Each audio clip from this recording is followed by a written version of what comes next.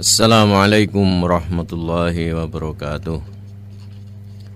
Innal hamdalillah nahmaduhu wa nasta'inuhu wa nastaghfiruh wa na'udzu billahi min sururi anfusina wa min sayyiati a'malina.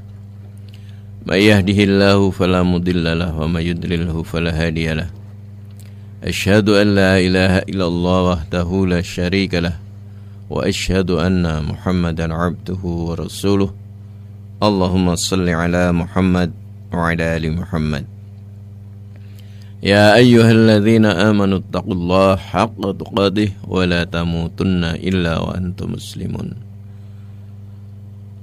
Saudaraku kaum muslimin yang dimuliakan oleh Allah Ta'ala, bersyukur kepada Allah Ta'ala karena hingga saat ini kita masih diberi kesempatan untuk senantiasa memperbaiki diri kita dalam upaya kita untuk menjadi orang yang terbaik. Saudaraku kaum muslimin yang dimuliakan oleh Allah Ta'ala,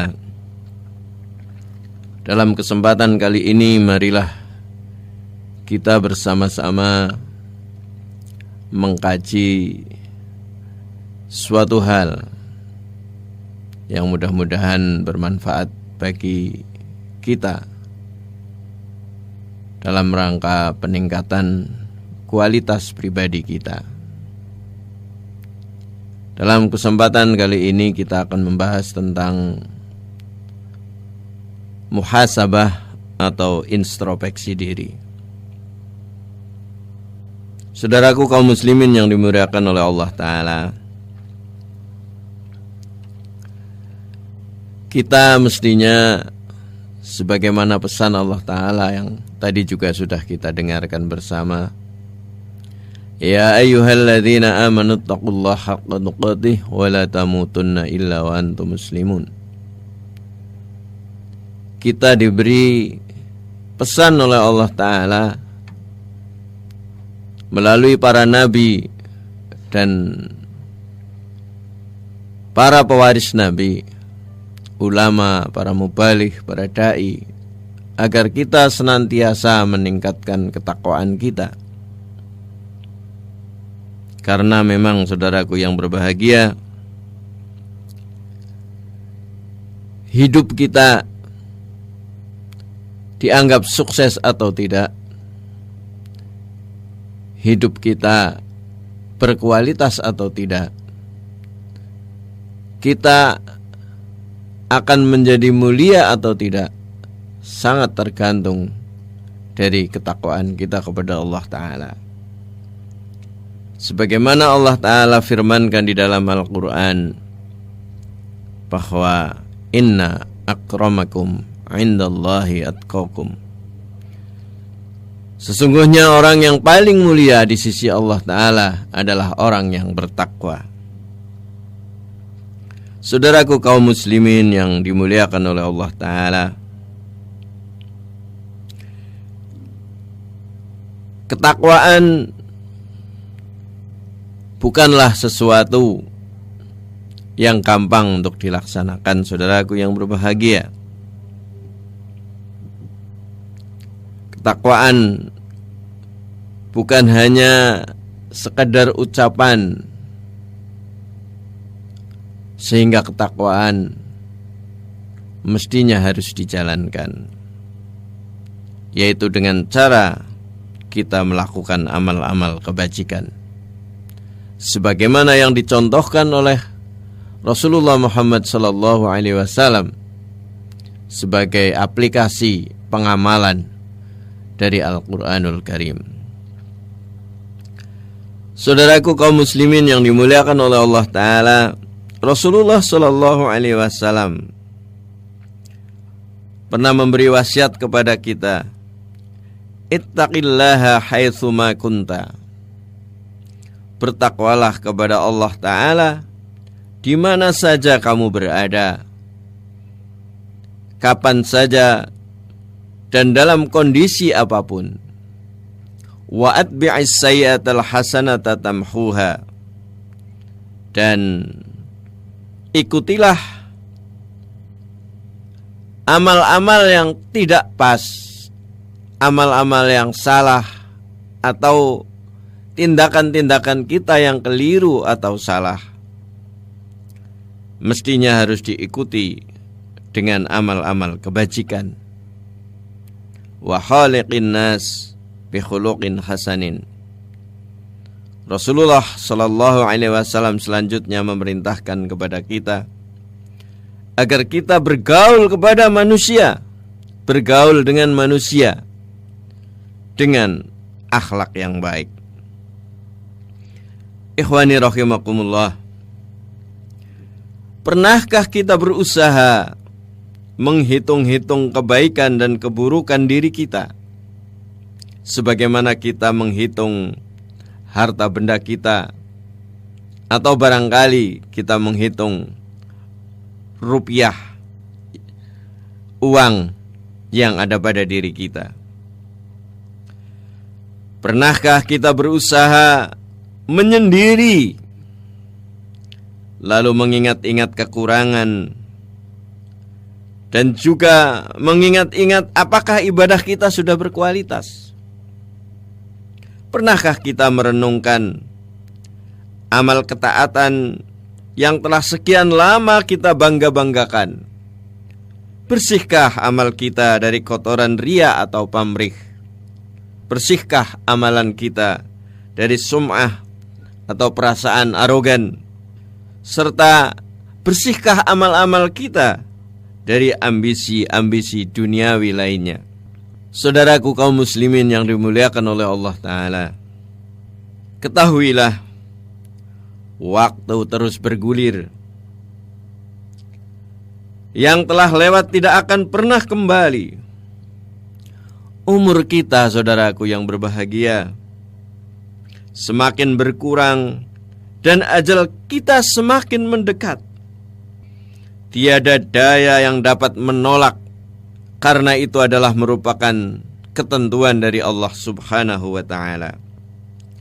Oleh sebab itu, saudaraku yang berbahagia, orang yang menginginkan keselamatan, pasti ia akan menyiapkan diri untuk menghadapi waktu-waktu yang akan datang, untuk melewati sisa-sisa dari usianya yang tambah lama kian mendekat di titik finishnya.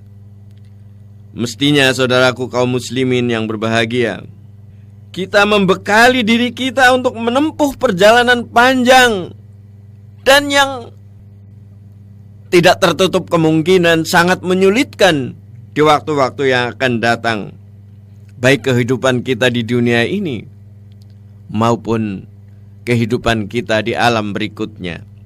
Mestinya saudaraku kaum muslimin yang berbahagia, kita senantiasa berupaya memperbaiki dan menyempurnakan kekurangan dan kesalahan kita. Karena Allah Ta'ala telah mewasiatkan kepada kita, ya ayyuhalladzina amanu taqullah wal tanzur nafsum ma qaddamat lighad wattaqullah innallaha khabirum bima ta'malun. Hai orang-orang yang beriman, demikian Allah Ta'ala memanggil kita dan memberi peringatan kepada kita. Bertakwalah kamu kepada Allah Ta'ala, dan hendaklah setiap diri memperhatikan apa yang telah diperbuatnya untuk hari esok. Dan bertakwalah kepada Allah, sesungguhnya Allah mengetahui apa yang kalian kerjakan. Wattaqullah innallaha khabirum bima ta'malun. Saudaraku kaum muslimin yang dimuliakan oleh Allah Ta'ala, Umar bin Khattab, sahabat Rasulullah yang termasuk khalifah kedua pengganti Rasulullah sallallahu alaihi wasallam, pernah memberikan nasihat kepada kita, hasibu anfusakum qabla an tukhasabu. Hitung-hitunglah amal kalian sebelum kalian dihitung oleh pihak lain. Timbanglah amal diri kalian sebelum kalian ditimbang. Perhitungan kalian kelak di waktu yang akan datang, terutama di akhirat, akan menjadi lebih ringan dikarenakan kita telah menghitung muhasabah, introspeksi diri saat kita hari ini dan waktu kita di dunia. Selanjutnya Umar bin Khattab berkata, berhiaslah diri kalian demi menghadapi hari yang ditambahkannya amal. Saudaraku kaum muslimin yang dimuliakan oleh Allah Ta'ala, seorang salafus salih yang bernama Al-Hasan telah menjadikan muhasabah atau introspeksi diri sebagai tanda keimanan seseorang.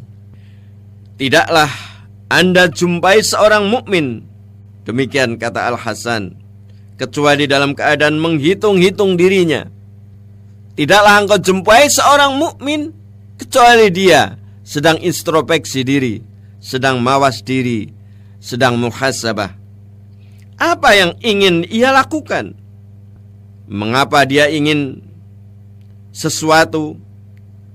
Kenapa? Katakanlah waktu dia akan pergi, dia juga muhasabah.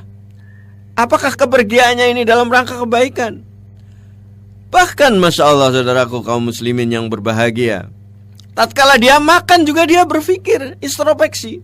Apakah saya makan karena hawa nafsu, karena keinginan, atau karena kebutuhan?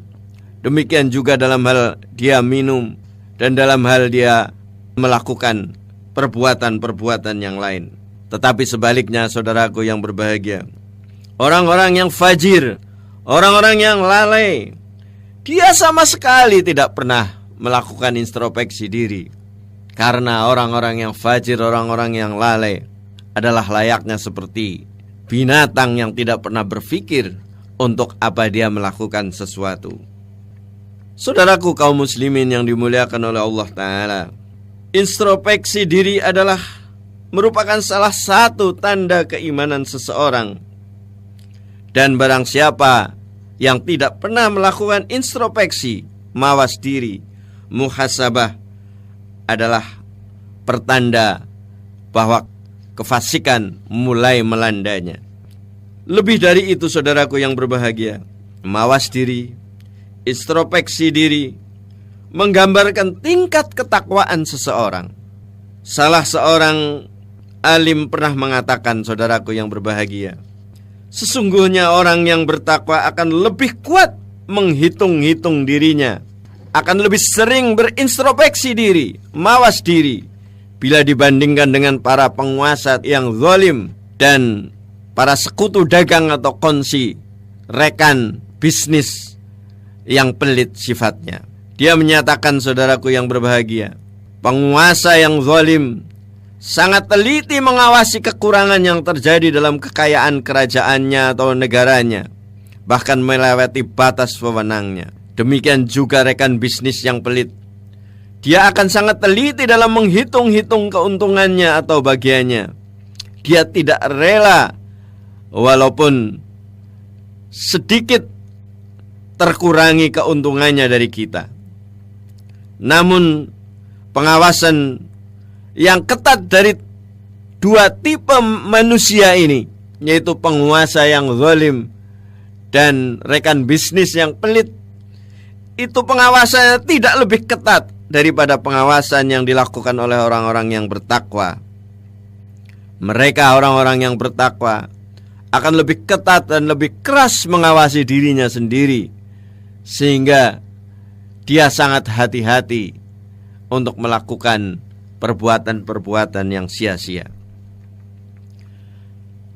Ma'asyiral muslimin yang dimuliakan oleh Allah Ta'ala, introspeksi diri ini mestinya harus kita lakukan sebelum kita melakukan sesuatu, sebelum kita beramal, dan setelah kita beramal.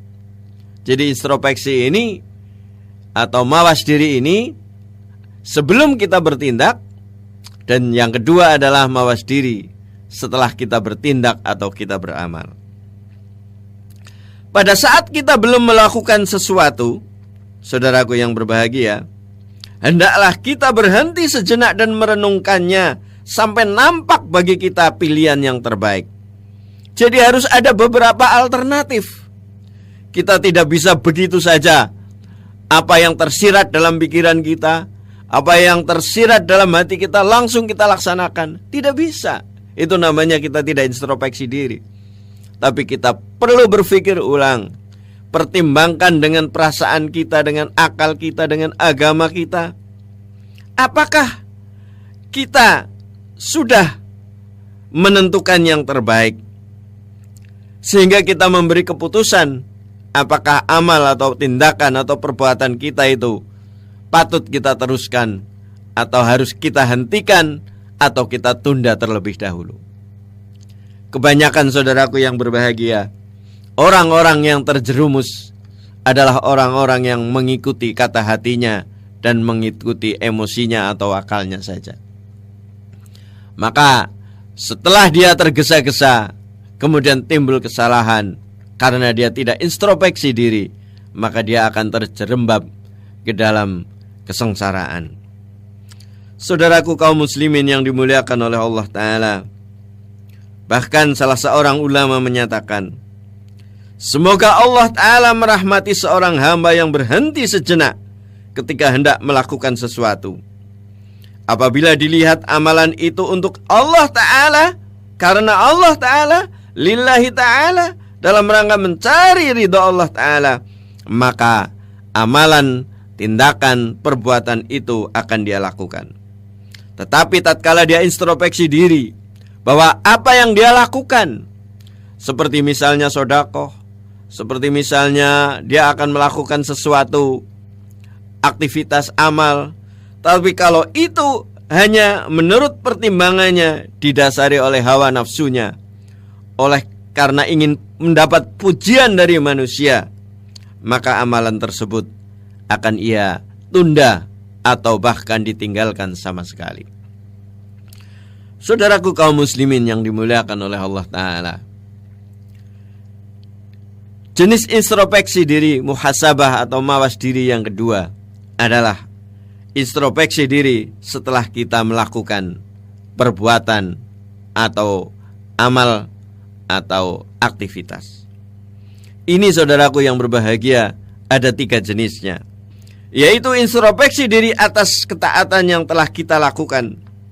Apa ada kekurangannya? Jadi setelah kita melakukan sesuatu, seperti sholat, seperti sedekah, seperti membantu orang lain, menolong orang tua kita, tetangga kita, atau barangkali kita mengerjakan pekerjaan-pekerjaan kita di kantor, atau kita berdagang, atau kita melayani orang dan sebagainya. Kita introspeksi setelah melakukan, apa kira-kira ada kekurangan yang ada di dalamnya? Apakah itu sudah sesuai dengan keinginan Allah dan tuntunan dari Rasulnya Shallallahu Alaihi Wasallam? Jadi kita perlu introspeksi. Tatkala kita sudah melakukan sesuatu, kita mesti harus, apakah yang sudah kita lakukan itu sesuai dengan Islam, sesuai dengan ketentuan Allah Ta'ala, dan juga sesuai dengan ketentuan Rasulullah Shallallahu Alaihi Wasallam. Misalnya udah amal dalam kaitannya dengan Allah Ta'ala, sholatlah katakanlah. Misalnya, apakah sholat yang kita lakukan telah sesuai dengan tuntunan Rasulullah Shallallahu Alaihi Wasallam? Sebab Rasulullah pernah berkata bahwa shollu kama ra'aitumuni usolli, sholatlah kamu sebagaimana kamu melihat aku sholat. Apakah sholat kita sudah sesuai dengan sholat Nabi, atau kita sudah melenceng, ada tambahan-tambahan yang tidak diajarkan oleh Nabi, atau bahkan kita kurang, baik itu yang merupakan syarat rukun maupun yang bersifat lahir maupun batiniah. Misalnya, apakah kita hanya sholat sekedar formalitas, kelihatannya saja bergerak anggota tubuh kita, berdiri, takbiratul ihram, ruku, sujud, dan seterusnya dan seterusnya, hanya terlihat seperti itu saja? Atau sudah ada di dalamnya kekhusyuan? Atau barangkali kita introspeksi diri setelah sholat, mungkin justru biasanya kalau kita sedang sholat, apa yang tadinya kita lupakan malah jadi ingat, atau pikiran kita mengembara kemana-mana, sehingga sering dikatakan orang Yang sholat tetapi pikirannya kemana-mana, hatinya kemana-mana, bagaikan bangkai atau robot. Saudaraku kaum muslimin yang berbahagia, tadi dalam kasus sholat, apakah kita tetap ingat pada waktu sholat itu tadi? Setelah kita sholat, kita introspeksi, kita hanya ingat kepada Allah Ta'ala, sebagaimana yang difirmankan Allah Ta'ala, wa aqimis shalah li dzikri, dirikanlah olehmu sholat untuk mengingatku. Saudaraku kaum muslimin yang berbahagia, juga kemudian setelah itu kita juga setelah sholat mestinya introspeksi lagi. Apakah kita yang sudah menjalankan sholat sekian waktu lamanya, barangkali dari kecil, sudah punya dampak positif terhadap diri kita? Kadang kita suka mendengar orang yang sinis kepada kita yang sholat. Ya, sholatnya sih cengkelat-cengkelit, dahinya sampai hitam, tapi sama tetangga tidak pernah urusan. Kalau ngomong, omongannya luar biasa menyakitkannya. Kalau kita masih seperti itu, saudaraku, berarti sholat kita belum benar. Karena Allah Ta'ala berfirman di dalam Al-Quran, inna sholata tanha anil fahsya'i wal munkar. Sesungguhnya sholat itu akan mencegah orang yang sholat itu dari perbuatan keji dan mungkar. Saudaraku kaum muslimin yang berbahagia, introspeksi diri setelah kita melakukan sesuatu yang kedua adalah introspeksi diri atas setiap amalan yang sebaiknya ditinggalkan. Jadi kita mesti harus sering merenung-renung, apa ada aktivitas-aktivitas kita yang sebaiknya kita tinggalkan.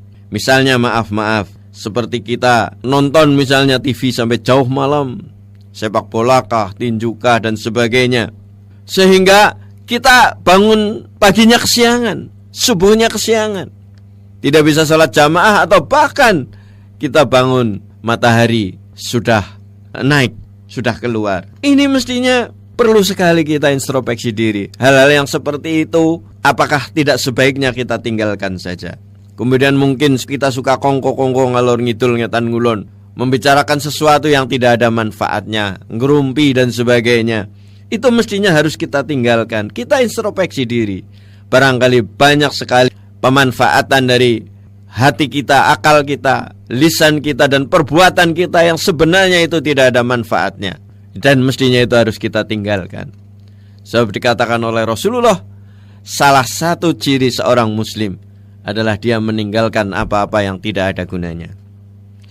Kemudian saudaraku kaum muslimin yang berbahagia, introspeksi diri yang ketiga setelah kita melakukan amal kebaikan, melakukan amal, adalah introspeksi diri atas setiap amalan yang mubah atau suatu kebiasaan-kebiasaan. Kenapa kita melakukan itu? Apakah itu demi untuk kebaikan kita dan juga kebahagiaan kita di dunia dan akhirat? Kalau ya, berarti kita telah beruntung. Akan tetapi, kalau itu hanya untuk sesuatu yang tidak ada manfaatnya, maka mestinya harus kita tinggalkan. Misal saudaraku yang berbahagia, hal mubah seperti makan dan minum, apakah hanya sekedar untuk memuaskan nafsu kita, selera makan kita, untuk sekedar melayani selera lidah kita, atau supaya kita berbadan kekar kita makan, sehingga kita bangga-banggakan tubuh kita sangat atletis, oleh karenanya kita berbangga dan bersombong? Atau mungkin kita makan karena kita demi untuk menjaga stamina kita, agar kita tetap bisa beribadah kepada Allah Ta'ala dengan khusyuk. Inilah mestinya yang perlu kita introspeksi diri. Saudaraku kaum muslimin yang berbahagia, kita mestinya harus senantiasa bertahap di dalam muhasabah atau introspeksi diri ini, karena ini adalah merupakan kewajiban kita. Bahwa salah satu kewajiban kita kepada diri kita sendiri adalah kita selalu introspeksi diri atau muhasabah, di samping yang lain seperti mujahadah dan lain-lainnya. Saudara kaum muslimin yang dimuliakan oleh Allah Ta'ala, seandainya dari introspeksi diri itu kita ada kesalahan-kesalahan, maka kita kembali sebagaimana tadi yang difirmankan atau disabdakan oleh Rasulullah, wa atbi'is sayyi'atal hasanata tamhuha. Maka ikutilah perbuatan-perbuatan sia-sia kita, kejelekan-kejelekan kita dengan amal-amal kebajikan. saudaraku kaum muslimin yang dimuliakan oleh Allah Ta'ala, yang tidak kalah pentingnya muhasabah atau introspeksi diri kita adalah introspeksi dari pendengaran kita, dari penglihatan kita, dari tangan dan kaki kita. Apakah sudah kita manfaatkan sebaik-baiknya? Sebab saudaraku kaum muslimin yang berbahagia, Allah Subhanahu wa ta'ala di dalam surat Al-Isra ayat 36 pernah berfirman, A'udzu billahi minasyaitonir rajim. Wala taqfu ma laisa laka bihi ilm. Innas sam'a wal basara wal fuada kullu ulaika kana anhu mas'ula. Dan janganlah kamu mengikuti apa yang kamu tidak mempunyai pengetahuan tentangnya. Sesungguhnya pendengaran, penglihatan, dan hati semuanya akan dimintai pertanggungjawabannya. Saudaraku kaum muslimin yang dimuliakan oleh Allah Ta'ala, mudah-mudahan Allah Ta'ala menjadikan kita menjadi hamba-hambanya yang senantiasa bisa mewaspadai setiap niatan amal kita. Dan mudah-mudahan Allah Ta'ala membimbing kita sehingga kita bisa merenungi kekurangan dan dosa-dosa yang sudah kita lakukan demi menyongsong kebahagiaan kita di dunia dan di akhirat yang akan datang. Kesimpulannya saudaraku kaum muslimin yang dimuliakan oleh Allah Ta'ala, introspeksi diri, mawas diri, muhasabah tidak akan mendatangkan kecuali kebaikan bagi kita. Jadi kalau kita sering introspeksi dan muhasabah, mawas diri, maka ada manfaat yang pertama, kita tahu aib diri kita. Ya memang saudaraku yang berbahagia, kadang-kadang orang mengatakan ya bagi orang bahwa semut di seberang lautan tampak, tetapi gajah di depan matanya tidak tampak. Itu bagi orang yang tidak mau melakukan introspeksi diri. Tetapi bagi orang yang senantiasa muhasabah atau mawas diri atau introspeksi diri, maka dia akan tahu aibnya sendiri, sehingga tergerak untuk memperbaiki diri karena ada rasa malu. Saudaraku kaum muslimin yang berbahagia, ada pernah salah seorang ulama, seorang salafus soleh yang menyatakan bahwa lau kana lidzunubi rihun ma qadira ahadun yajlisu ilayya. Seandainya dosa itu ada baunya, seandainya dosa itu bau, niscaya tidak ada seorang pun yang sanggup duduk mendekat kepadaku. Karena apa? Dosa kita memang sudah banyak.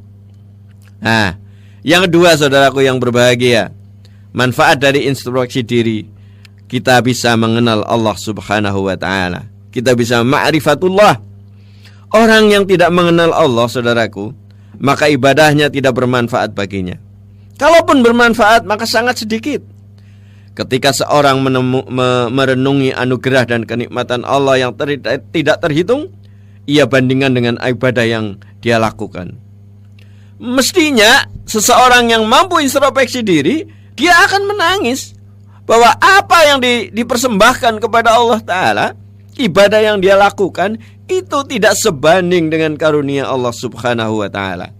Tapi bagi orang yang tidak pernah berintrospeksi diri, dia menggambarkan amal-amalnya, ibadahnya, seolah-olah dia sudah sempurna.